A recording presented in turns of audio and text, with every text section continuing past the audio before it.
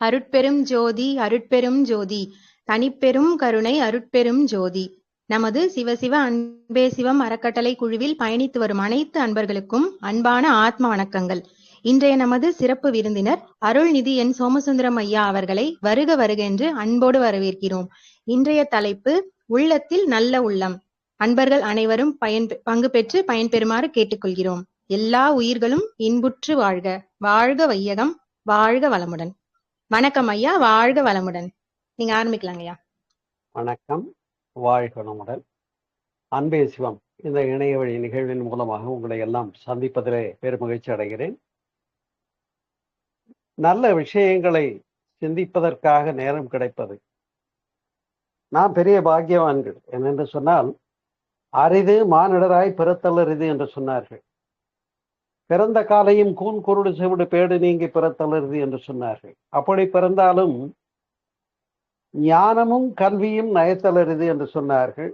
நல்ல ஒரு ஞானத்தை, நல்ல ஒரு சிந்தனைகளை பகிர்ந்து கொள்ளுதல் என்று சொல்லக்கூடியது. அப்படி உள்ளுவதெல்லாம் உயர் உள்ளல் என்று வள்ளுவம் சொன்னபடி நம்முடைய எண்ணங்கள், அப்ப நாம புறமனதிலே இருந்து சிந்திக்காமல் நம்முடைய உள்மனதுக்கு போக வேண்டும் என்பதனாலதான் அதை உள்ளம் என்று சொன்னார்கள். உள்ளத்தில் நல்ல உள்ளம். நாம் பெரும்பாலும் வாழ்க்கையிலே அணுகுகின்ற எல்லா விஷயங்களையுமே உள்ளலோடு செய்கிறோமா என்று கேட்டால் இல்லை. அப்படி உள்ளே சென்று பார்க்க வேண்டிய ஒன்றை உள்ளபடி உள்ளத்து உள்ளதே உணர் என்று பகவான் ரமண மகரிஷி அவரிடம் குறிப்பிடுகின்றார். அப்படி உள்ளல் என்ற நினைப்பு, உள்ளல் என்ற எண்ணம், இது 3 வகையாக கொள்வோம். நாம எதெல்லாம் நாம விரும்பாமலும் நம்முடைய உள்ளத்திலே எண்ணம் எழுச்சி பெறுகிறதோ அதெல்லாம் ஒரு வகை. அது எல்லா எண்ணங்களையும் நாம் உள்வாங்கி எழுகின்ற எல்லா எண்ண ஓட்டங்களையும் நாம் கையில் எடுத்து அதை வேலை செய்யணும்னு அவசியம் இல்லை. அது தேவையானதும் வரலாம், தேவையில்லாததும் வரலாம். ஏன்னா ஒரு கணத்தில் 1000 எண்ணங்கள். ஆம், அதை என்ன சொல்வார்கள் என்று சொன்னால், மனதனுடைய பயணம் நினைத்த போதுல இங்கிருந்து சென்னைக்கு நினைக்க முடிகிறது, டெல்லியை நினைக்க முடியும், இல்ல வாஷிங்டனை நினைக்க முடியும். இப்ப இதைதான் மனோவேகம் வாயு வேகம் என்று சொன்னார். எனவே அப்படி உள்ளத்திலே எண்ணுகின்ற எல்லா விஷயங்களையுமே நாம கையில் எடுத்து சிரமப்படணும் அவசியமே இல்லை. அவற்றில் சிறப்பானவைகளை, தேவையானவைகளை, நம்முடைய வாழ்க்கைக்கு பயனுள்ளவைகளை மாத்திரம் கையில் எடுத்தல் என்பதற்கு என்ன செய்யணும்னா, அப்படி புறமனதுல என்னென்னவோ ரோட்ல போகும்போது பாக்குற போஸ்டர் கூட கருத்துல வரல. யாரோ பஸ்ல கண்டக்டரோட டிக்கெட் மிச்ச சில்லறைக்காக சண்டை போட்டது கூட நம்ம கருத்துல வரலாம். இப்ப இதெல்லாம் நம்ம உள்ளத்துல எடுத்துக்கணுமா அப்படின்னு கேட்டா தேவையில்லை. ஏன்னா அது தேவையில்லாதவற்றை எண்ணுகின்ற போது நம்முடைய உள்ளம் உயர்ந்த உள்ளமாகாது. அப்படி அந்த மனமே இன்னும் கொஞ்சம் தேவையான விஷயங்களை அதுவே சூஸ் பண்ணி சொல்லும். இது தேவையில்லாத எதுக்கு பேசிக்கிட்டு, இதெல்லாம் தான் வேணும் அப்படின்னு மனம் என்ன பண்ணும், சீர்தூக்கலுக்கு வர முடியும். அந்த சீர்தூக்கல் என்பதுதான் மனத்தின் உயர்நிலை அறிவு என்பது.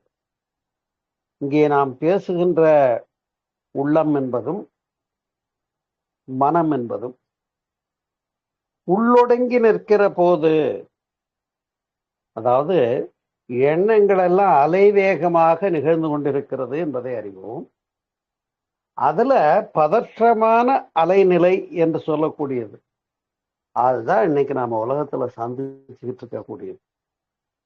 ஒண்ணும் வேண்டாம், நியூஸ் வாசிக்கிறாங்கன்னு வைங்க, அல்லது நியூஸ் பேப்பர்ல செய்தி படிக்கிறோம்னு வச்சுக்குவோம். குபீர் என்று தீப்பற்றியது, தடார் என்று விழுந்தார், தமார் என்று வெடித்தது என்று போடும்போது அதை அவங்க மக்கள் திரும்பி பார்க்க வைக்கிற ஒரு வார்த்தைகளாக பயன்படுத்துகிறார். இப்படி எந்த விஷயங்கள் உலகியலிலே நடந்தாலும் அதனிலே இது எனக்கு தேவைதானா என்று நாம் சீர்தூக்கலோடு அணுகுகின்ற மனம் ஒன்று உண்டு. அது இந்த புறமனதிலிருந்து நடுமனம் என்று பெயர்.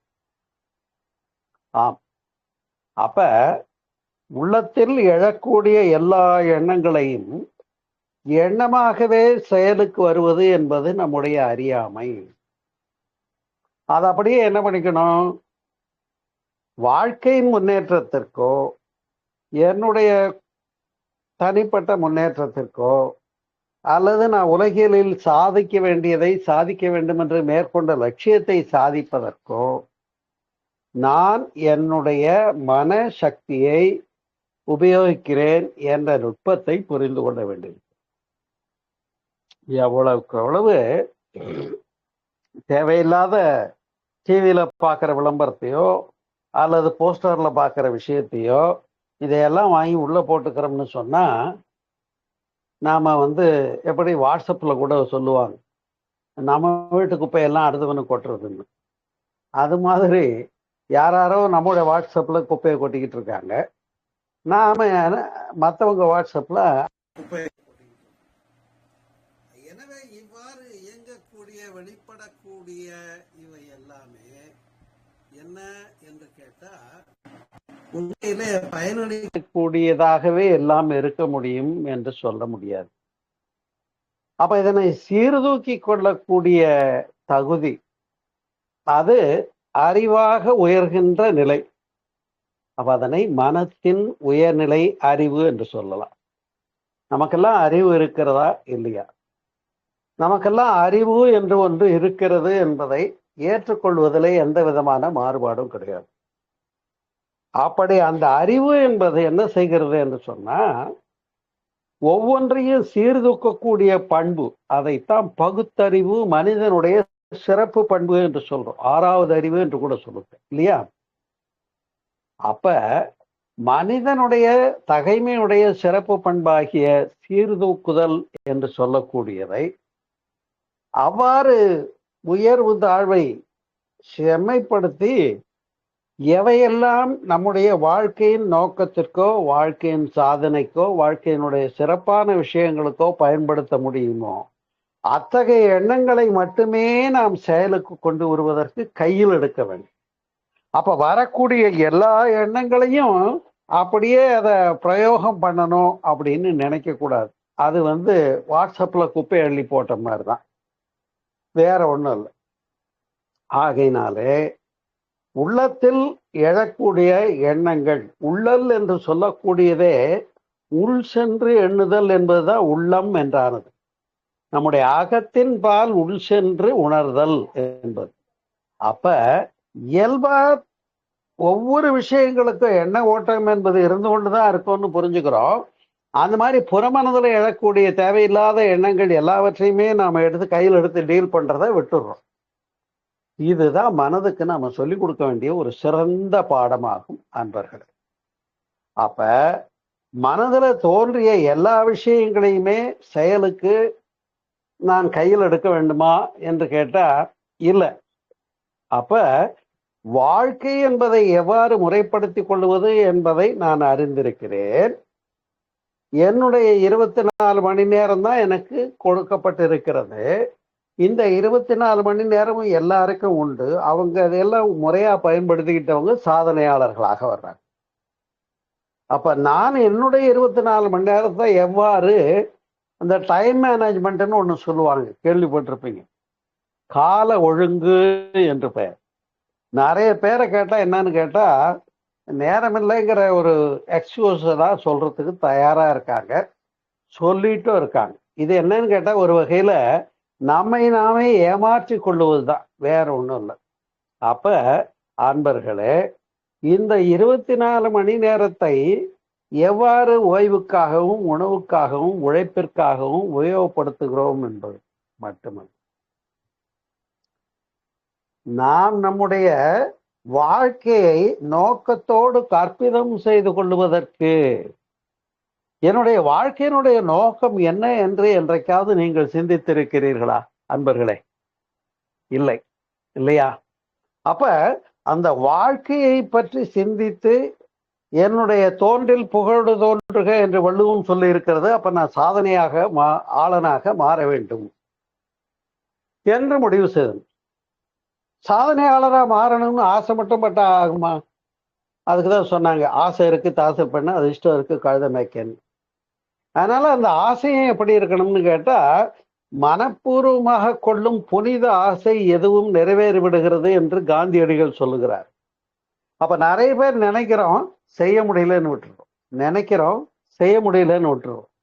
இப்ப இது என்னன்னு கேட்டா, இதுதான் நம்முடைய பலகீனமான நிலை, வேற ஒன்றும் இல்லை. செய்யணும்னு நினைச்சது யாருன்னு கேட்டா நாம தான். அதை செயலுக்கு கொண்டு வருவது யார் கையில் இருக்குன்னா நம்ம கையில தான் இருக்கு. அப்ப எண்ணுதல் செயலாக்கம் காணுதல் என்பதுல இடைவெளி இல்லாமல் வாழ்வது என்பதுதான் முக்கியம்.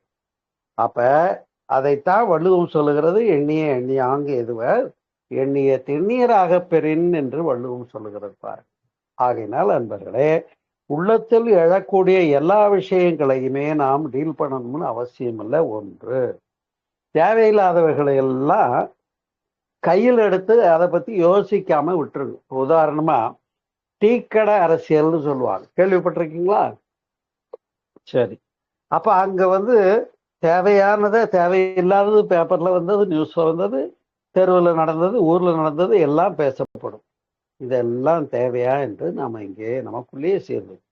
அப்ப என்ன பண்றோம், எனக்கு இறைநிலை 24 மணி நேரம் தான் கொடுத்துருக்கு, அந்த மணித்துளிகள்ல பயனுள்ளதாக டைம் மேனேஜ்மெண்ட்டோட என்னை கொண்டு போகணும் அப்படின்னு நாம தான் முடிவு பண்ண வேண்டியிருக்கு. அந்த முடிவு நாம எடுக்கிறதுல என்ன பண்ணிடுறோம், பின்னடைவு காட்டி விடுகிறோம். அது தெளிவாக நம்மை நடத்தி கொள்ளுவதில்லை. அப்பதான் என்ன பண்றோம், நேரம் பத்தலை நேரம் பத்தலை நேரம் பத்தலைன்னு ஒரு சாக்கு சொல்லியே நம்ம வாழ்ந்து கொண்டு இருக்கிறோம். அப்ப அந்த நிலையிலிருந்து எப்பொழுது ஒரு மனிதன் தன்னுடைய மனச்சாட்சியின்படி நடந்து கொள்கிறானோ, எப்பொழுது ஒரு மனிதன் தன்னுடைய பகுத்தறிவின்படி நடந்து கொள்கிறானோ, அறிவு காட்டுகின்ற வழி என்பதுதான் அங்கே உள்ளத்தின் உயர்வு என்பது. அதனால்தான் உள்ளத்தின் உயர்வு என்பதை வெள்ளத்தனைய மலர் நீட்டம் என்றும் வள்ளுவம் சொல்லுகிறது. தாமரை அல்லது அல்லி எப்படி அங்கே நீர் அதிகமாகும் போது அந்த இலையும் தாமரை மலரும் உயர்ந்து விடும், அங்க நீர்மட்டம் குறைகிற போது அதுவும் குறைந்து விடும். அதுபோலதான் நம்முடைய உள்ளத்தனைய நம்முடைய வாழ்க்கையினுடைய உயர்வு. அப்ப உள்ளத்தில் நல்ல உள்ளம் என்று சொன்னால் நாம் அல்லனவைகளா விடுத்து நிற்க வேண்டியது நம்முடைய கடமை அல்லவா? அப்ப அது மாதிரி தேவையில்லாததெல்லாம் விட்டுட்டோமாங்கிறத முதல் கேள்வி. இது முன்பாதி. ரெண்டாவது பகுதி என்னன்னு கேட்டா, என்னுடைய வாழ்க்கை என்னுடைய கடமை. இப்ப நமக்கெல்லாம் ஒரு கடமை இருக்கா இல்லையா? ஈன்று புறந்தறுதல் தாய்க்கு கடனே, சான்றோன் ஆக்குதல் தந்தைக்கு கடனே, இல்லையா என்று சொன்னாங்க. அப்ப பெற்றதினால் சிறப்பு, இப்படி ஒரு பிள்ளையை பெற்றதுனால இவங்க அப்பா அம்மா என்ன புண்ணியம் பண்ணாங்களோன்ற இடத்துக்கு தான் நாம பேசப்பட வேண்டும். ஏன் தான் இப்படி ஒருத்தனை பெத்து போட்டாங்களோ தெரியலையேன்னு சொல்லக்கூடாது. அப்ப இவன் தந்தை என் நோற்றான் கொல்லெனும் சொல் என்னும்படியாக நம்முடைய முந்தையோருக்கு கடன் ஆற்ற வேண்டிய கடமையும் பொறுப்பும் உரிமையும் இருக்கிறதா இல்லையா? ஒன்று. இப்ப நான் நல்லவனாக இருக்க வேண்டும், நான் அறிவு வழி வாழ்க்கை வாழ வேண்டும், என்னுடைய உடலையும் மனதையும் நல்ல முறையில் பராமரித்து கொள்ள வேண்டும் என்பது என்னுடைய கடமையாக இருக்கிறது. அப்ப நான் என்ற முதல் கடமை நமக்கு இருக்கிறது. அப்ப மனதாலும் உடலாலும் பாதிப்பு இல்லாம இருக்கணும்.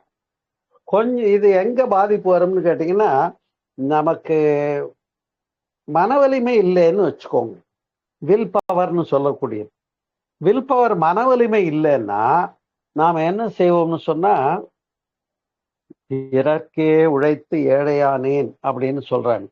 அது மாதிரி வேறு யாரெல்லாம் எண்ணுகின்றார்களோ அவர்களுடைய எண்ணங்கள் எல்லாம் நம் மீது செயல் விளைவாக மலர்ந்து விடும். புரியுதுங்களா?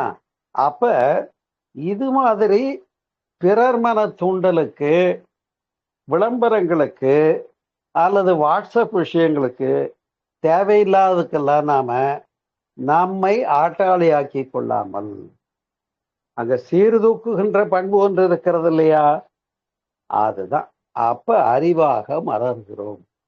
இந்த அறிவை எதற்கு பயன்படுத்துகிறோம் என்று சொன்னா, நான் என்னுடைய உடல் நலம் மனநலம் ஒன்று, ரெண்டாவது என்னுடைய குடும்பம் உண்டா இல்லையா. ஏன்னா நம்ம இந்த சமுதாய பிணைப்புல குடும்பம் என்ற ஒரு கூட்டுறவு, ஒருவருக்கொருவர் அங்கே நல்ல முறையில் விட்டு கொடுத்தும் பொறுமையோடும் அனுசரித்தும் ஒத்தும் உதவியும் வாழ்வதுதானே ஒரு குடும்பம் என்று சொல்ல முடியும். இந்த உதவிகளை யார் இடத்துல வேணாலும் எதிர்பார்க்க முடியுமான்னா, எதிர்பார்க்கலாம், நட்பு வகையில எதிர்பார்க்கலாம், அது வேற விஷயம். அது நட்பு எந்த ஒரு எதிர்பார்ப்பும் இல்லாம உதவக்கூடியது இல்லையா. உடுக்கை இழந்தவன் கை போல ஆங்கே இடுக்கண் களைவதாம் நட்பு என்று வள்ளுவம் சொன்னது போல ஆப்பன். ஆனா அதை தாண்டி என்னன்னு கேட்டா, ஒவ்வொரு குடும்பமும் ஒவ்வொரு குடும்பத்தினுடைய உறுப்பினர்களும் தாய், தந்தை, மனைவி, குழந்தைகள், இப்படி ஒரு கட்டமைப்பு, ஒரு கூட்டமைப்பினாலே இங்க பிணைக்கப்பட்ட பந்தம். இப்ப நம்மை ஒழுங்கா பார்த்துக்கணும், நம்முடைய தீய செயல்களால். ஏன்னா உள்ளத்தில் நல்ல உள்ளம்னா நல்லதுதான் நினைக்கணும், நல்லதுதான் செய்யணும், நல்லதுதான் பேசணுங்கிறது இங்க ரொம்ப முக்கியமான விஷயம். அப்ப அல்லனவற்றை நாம் உள்கொள்ளுகிற போது அதுதானே வெளிப்படும். அப்ப உள்ளத்தால் அங்கே என்ன ஆயிடுறோம், கலங்கப்பட்டு விடுகிறோம். போன்ற தீய விஷயத்தை எண்ணுகிற போது நாம் உள்ளத்தால் கலங்கப்பட்டு விடுகிறோம். இது புரிந்த விஷயம்தானே. இது ஒன்றும் புரியாத விஷயம் இல்லை. நம்ம மனசுக்கே தெரியும், நான் தேவையில்லாத பேசிக்கிட்டு இருக்கேன், தேவையில்லாத மாதிரி நடந்துகிட்டு இருக்கேன் அப்படிங்கிறது நமக்கே புரியுமான்னு கேட்டா புரியும். ஏன்னா அங்க ஒரு இறைநிலை இருக்கு, அதுக்கு பேரு மனசாட்சின்னு பேர்.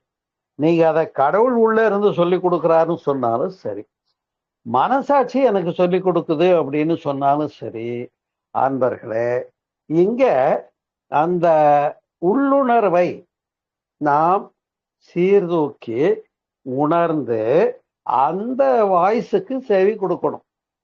அப்ப அதுக்கு பேரு உள்ளுணர்வுங்கிறத ஆங்கிலத்துல இன்ட்யூஷன்னு சொல்லுவாங்க, கேள்விப்பட்டிருப்பீங்க. இப்ப யார் ஒருவர் தன்னுடைய அந்த புறமனம் நடுமனம் கடந்து அடிமனம் என்று சொல்லக்கூடிய சூப்பர் கான்சியஸ் மைண்டை இயக்க அறிந்து கொண்டார்களோ அதுக்கு தாங்க தவம் செய்ய சொன்னாங்க, வேற ஒன்றும் இல்லை. யாரெல்லாம் தியானம் பண்றாங்களோ அவங்க வில் பவரோட இருப்பாங்க, மன வலிமையோட இருப்பாங்க, சீர்தூக்கப்பட்ட விஷயங்களை மட்டுமே செயலுக்கு கொண்டு வருவாங்க. இப்போ மன வலிமை குறைவானவர்கள் தான் என்ன பண்றதுன்னா, என்னால் ஒன்றுலையும் ஜெயிக்க முடியல, எனக்கு நேரம் பத்தல, எனக்கு முடியல, எனக்கு உடம்பு முடியல, மனசு சரியில்லை அப்படின்னு ஒவ்வொரு வகையிலையா டவுன் கீழே நோக்கி போயிட்டே இருப்பாங்க. இப்ப யார் ஒருவர் தவம் செய்கிறாரோ, அதனால்தான் வள்ளுவம் சொல்லுகிறது, தவம் செய்வார் தம் கர்மம் செய்வார், மற்றெல்லாம் அவம் செய்வார் என்று சொல்லுகிறது. எனவே நோன்பு என்கின்ற தவத்தை இயற்றுகிறவர்கள் அவர்கள்தான் உள்ளத்தால் பொய்யாது ஒழுகின் என்று சொன்ன இலக்கணத்துக்கும் பொருத்த முடியவங்க.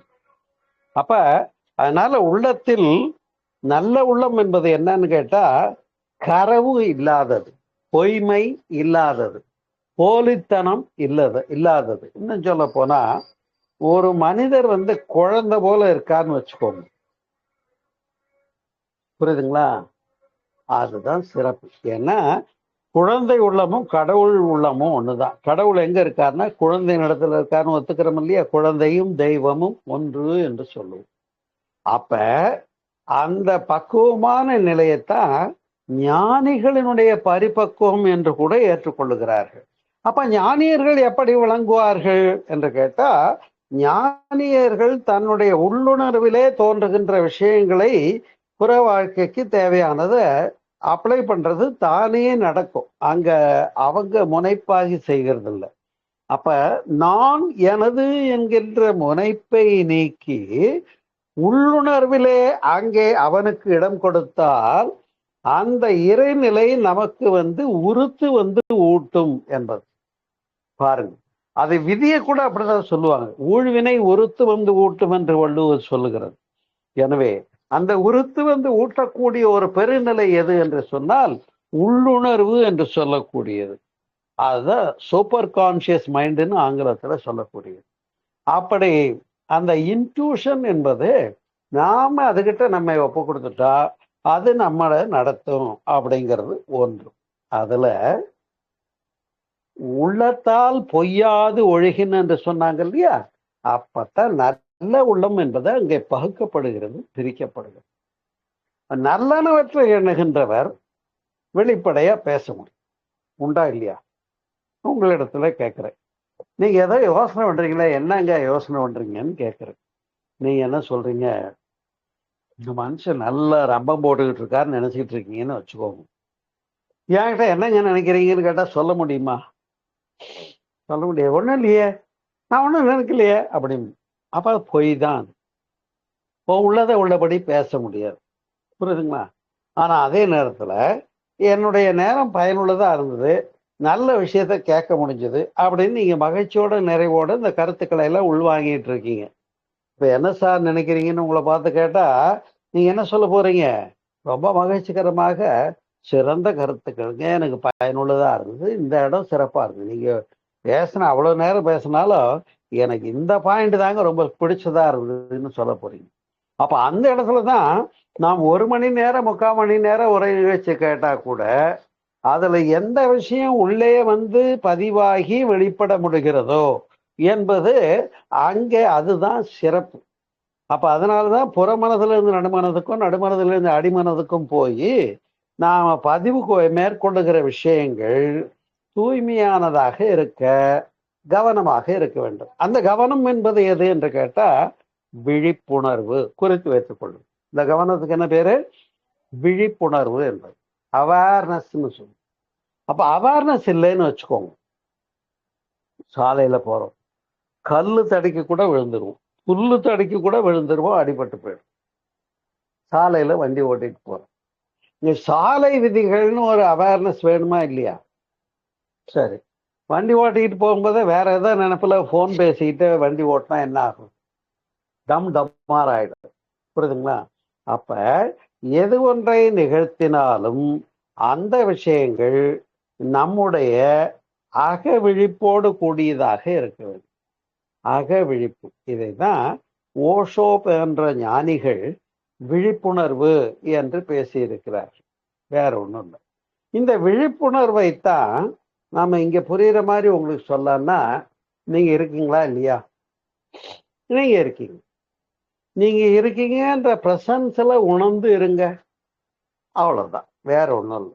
அப்ப இத பி இன் பிரசன்ட் அப்படின்னு சொன்னாங்க.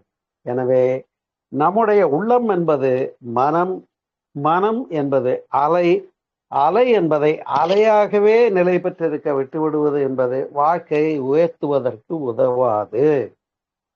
ஏன்னா எண்ணுகின்ற எல்லா எண்ணங்களுக்கும் ஆற்றல் இருக்கிறது. அதுலயும் புறமனதுல இயங்குற வரைக்கும் அதுக்கு பவர் இல்லை. நல்ல சூப்பர் கான்சியஸ் மைண்டுக்கு போய் ஆழமா நினைக்கிறது. அதனாலதான் மந்திரங்கள்லாம் சொல்லும் போது கூட 1க்கு 3 தடவை சொல்றதுன்னு வச்சாங்க இல்லையா? கேள்விப்பட்டிருப்பீங்க. அப்ப ஏன் ஒன்ஸ் ட்வைஸ் த்ரைஸ்ன்னு 3 தடவை வச்சாங்க? சொல்லுங்க பாப்போம். அப்ப 1க்கு 3 முறை அதனை நினைக்கிற போது அது எண்ணம் மேல் பதிவாகிறது. அப்ப பல முறை எண்ணுகிற போது அந்த எண்ணம் வெற்றி பெறும். வேற ஒண்ணு. இதை பாத்தீங்கன்னா சங்கல்பம் அப்படின்னு சொல்லுவாங்க. சங்கல்பம்னா இப்ப வேதாதிரி மகர்ஷியுடைய மனவளக்கலையில தியானம் பண்ணிட்டு முடிவுல வாழ்க்கை நல சங்கல்பம்னு ஒண்ணு சொல்லுவாங்க. அருள் பேராற்றலின் கருணையினால் நான் உடல் நலம், நீளாயுள், நிறை செல்வம், உயர் புகழ், மெய்ஞானம் ஓங்கி வாழ்வேன் என்பது. இப்போ பாருங்க, இதெல்லாம் மனப்பூர்வமா உணர்ந்து சொல்லும் போது அதுக்கு எஃபெக்ட் உண்டு, வேற ஒண்ணு. அப்ப முதல்ல மெடிடேஷனும் பண்ணிடுறோம், தியானமும் பண்ணிடுறோம். அந்த தியான நிலையிலிருந்து இந்த வெளிவரும்போது முதல்ல நம்முடைய வாழ்க்கை நல சங்கல்பத்தை சொல்றோம். இதுக்கு பேர் தான் சங்கல்பம்னு பேர். அதை மன உறுதிக்கான காரணியாக சொல்லுகின்றார்கள். ஆங்கிலத்தில் அதனை ஓத் என்று சொல்வார்கள். அப்ப உறுதிமொழி ஏற்றம், நான் இப்படி சிறப்பா வாழ்வேன் என்று. ஆகியனாலேதான் அன்பர்களே உள்ளுவதெல்லாம் உயர் உள்ளல் என்று சொன்ன இடம் மீண்டும் நம்ம சிந்திக்க வேண்டிய அருமையான குரலாகும். ஏன்னா சின்ன சின்ன விஷயங்களை, தேவையில்லாத விஷயங்களை டீக்கடை அரசியல் பேசுன மாதிரி பேசிட்டு வாழ்க்கையை ஓட்டிக்கிட்டு இருக்கோமா இல்லையா? நல்ல மனசாட்சிப்படி தொட்டு பாருங்க. என்னுடைய வாழ்க்கையில எல்லா கணங்களும் பயனுள்ளதா செலவு செய்யறேன்னு உங்களால் சொல்ல முடிகிறதா? இதுதான் கேள்வி, வேற ஒண்ணும். அப்ப நம்முடைய வாழ்க்கையில நம்முடைய வாழ்க்கையின் லட்சியத்தை அடைவதற்காக ஒரு லட்சியம் எடுத்து கொண்டிருக்கிறோமா என்பது முதல் கேள்வி. அந்த லட்சியத்திற்கான திட்டமிடலை எடுத்துக்கொண்டோமா என்பது இரண்டாவது கேள்வி. அதற்கேற்ப நம்முடைய சமுதாய கடமைகளையும் குடும்ப கடமைகளையும் எடுத்துக்கொள்ளுகிறோமா, செய்கிறோமா என்பது அதற்கு அடுத்த சிந்தனை. இவ்வாறு படிப்படியாக நம்மையும் நம்முடைய பிணைத்திருக்கக்கூடிய குடும்பம், சமுதாயம், சுற்றம், ஊர், உலகு என்று இதை ஐவகை கடமைகள் என்று குறித்து வைத்துக் கொள்ளுங்கள். அன்பர்களே, இது அழகான ஒரு கான்செப்ட். ஒண்ணு, நாம நல்லா இருக்கணும். நம்ம மனசும் உடம்பு நல்லா இருந்தாதான் அடுத்தவங்களுக்கு பாரம் இல்லாம இருக்கும். ரெண்டு, குடும்பம். நம்ம குடும்பம் நல்லா இருக்க நம்முடைய உழைப்பு மட்டுமல்ல, நம்முடைய வாழ்க்கை துணைவர், குடும்ப உறுப்பினர்களோடு அத்தனை பேருடைய முழு ஈடுபாடும் செயல்பாடும் அங்கே மேன்மைப்படுத்துகிறது. அப்ப குடும்ப அமைதி, குடும்ப நலம் ரெண்டாவது. மூணாவது, நானே என்னுடைய குடும்பம் நல்லா இருக்க முடியும்னு நினைச்சா அது கொஞ்சம் சுயநல நோக்கா போயிடும். அப்பதான் என்ன பண்றாங்கன்னு கேட்டா, நாம் சமுதாயத்திலிருந்து பல பயன்பாடுகளை பெறுகிறோம். பழக்காரமா வர்றாங்க, அவங்க வித்த பழத்தை வாங்கி அருமையா சூப்பரா இருக்குன்னு சுவைக்கிறோம். ஆனா அந்த விளைபொருளை கொண்டு நமக்கு சேர்ப்பதுல எத்தனை பேருடைய பங்கு இருக்கு பாருங்க. அதே போல கடைக்கு போய் தானியங்கள் வாங்குறோம். அது கம்பு, சோளம் அல்லது கொள்ளு அல்லது நவதானியங்கள் இல்லையா, கோதுமை, எதுவா இருந்தாலும் ஒவ்வொரு விளைபொருள்களும் எங்கே உற்பத்தி ஆனது? அதை உழுதவர், விதைத்தவர், அறுவடை செய்தவர், மூட்டை போட்டவர், கொண்டு நம்ம கடையில வச்சு வித்தவர், வீட்டில் வச்சு சமைச்சு கொடுத்தவங்க வரைக்கும். இப்ப பாத்தீங்கன்னா இங்க ஒரு அழகான சோசியல் பைண்டிங் ஏற்பட்டு விடுகிறது. நமக்கும் சமுதாயத்துக்கும் ஒரு கடப்பாடு இருக்கிறது. அதனால சமுதாய கடன் என்று ஒன்று உண்டு. நிறைய பேர் என்னன்னு கேட்டா, நான் காசு கொடுத்தே வாங்கினேன், ஏன் காசு ஏன் உழைப்பு, இதுல என்ன யாருக்கு போய் நன்றி சொல்ல வேண்டியிருக்குன்னு நினைக்கிறாங்க. அந்த தவற்றை நாம் செய்யக்கூடாது. என்ன செய்யணும்? அப்ப இத்தகைய சீர்தூக்கலோடு ஒவ்வொரு வாழ்க்கையினுடைய கணங்களையும் தான் குடும்பம், சுற்றம், ஊர், உலகு என்று வாழ வேண்டும் என்று சொல்லிக் கொடுத்தார் வேதாத்திரி மகரிஷி அவர்கள். அப்ப இதுதான் ஐவகை கடமைகள் என்று சொன்னார்கள். அப்ப கடமைகளை பொறுத்த வரையிலே நாம் அறிஞனாக இருக்க வேண்டும். ஆனா உள்ளத்துல எழக்கூடிய விஷயங்களை பொறுத்த வரையிலே நம்ம குழந்தையாக இருக்க வேண்டும். என்னமோ குழந்தை போல இரு, மனசுல என்ன வேணாலும் வந்துட்டு போட்டோம், அதை கையில் எடுக்க வேண்டாம். அப்ப ஒன்றை சாதிப்பதற்காக, கடமையை செய்வதற்காக, வெற்றி பெறுவதற்காக, அந்த முழுமையான நோக்கத்திற்காக எதெல்லாம் உள்ளத்திலே எழுகின்றதோ அவையெல்லாம் நாம் அறிவு என்ற நிலையாக வெளிப்படுத்தி சீர்தூக்கி முடிவு செய்து செயலாற்றி இன்பம் காண்போம் என்பதுதான் இன்றைய உரையினுடைய நோக்கம். அப்ப உள்ளத்தில் நல்ல உள்ளம் என்று சொன்னால், இது ஒரு பாட்டுல கூட வரும், உள்ளத்தில் நல்ல உள்ளம் உறங்காது என்பது. அப்படின்னா என்னன்னு கேட்டா, அது விழிப்புணர்வு என்று சொல்லக்கூடிய வேற ஒன்று. ஏன்னா ஒரு உள்ளம் விழிப்புணர்வோடு இருக்கிறது என்று வைத்துக் கொள்ளுங்கள், அங்கே தவறுகள் நிகழ வாய்ப்பில்லை. வேற ஒண்ணு. அப்பதான் அது தவறுகள் நிகழ வாய்ப்பில்லைன்னா தான் அது நல்ல உள்ளமாகவும் இருக்க முடியும். எனவே உள்ளத்தில் நல்ல உள்ளம் என்று சொல்லக்கூடியது நாம் நம்முடைய செயலாக்கம், அதற்கான மன வலிமை சார்ந்த விஷயங்கள் தான் என்பதை புரிந்து கொள்ளுங்கள். எனவே இத்தகைய சிறந்த விஷயங்களை நாம் அன்றாட வாழ்க்கையிலே ஒவ்வொரு கணங்களும் பயனுள்ளதாக நாம் நடத்தி கொள்ள ஆற்றல் பெற்றதாக இருக்கத்தான் தவம் நிகழ்த்த சொன்னார்கள். அதனால்தான் இலர் பலராகிய காரணம் நோற்பார் சிலர் பலர் நோலாதவர் என்று வள்ளுவம் சொல்லுகிறது. எனவே தவம் செய்வோம், மன ஒருமை பெறுவோம், மன வலிமை பெறுவோம், சீர்தூக்கப்பட்ட எண்ணங்களை செயலாக்கம் காண்போம், புறத்தில் நாம் ஒரு கர்மயோகியாக வாழ்வோம். அதுவே ஞானியினுடைய பரிபக்குவ நிலை என்று கூறி, உள்ளத்தில் நல்ல உள்ளம் என்பது சாத்தியமே. உள்ளத்தில் பலமில்லாதவர்கள் அலனவற்றை எண்ணி அவர்கள் வாழ்க்கையை வீணடித்துக் கொள்ளுகின்றார்கள். உள்ளத்தில் வலிமை உள்ளவர்கள், தவம் செய்கிறவர்கள், ஞானியர்கள் பற்றின்றி வாழ்கின்றார்கள்.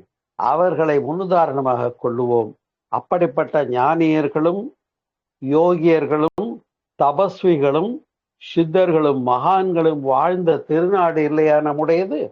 எனவே நம்முடைய கலாச்சாரத்தை போற்றுவோம், நம்முடைய பெரியோர்களை போற்றுவோம், அவர்கள் வாழ்ந்து காட்டிய நிலையை நாமும் வாழ்வோம். அவங்கள பார்த்து வணங்கி செல்பவர்களாக இருந்து விடக்கூடாது. ஞானியர்களையும் சித்தர்களையும் பார்த்து வணங்கி செல்பவர்களாக மட்டும் இருந்து விடக்கூடாது.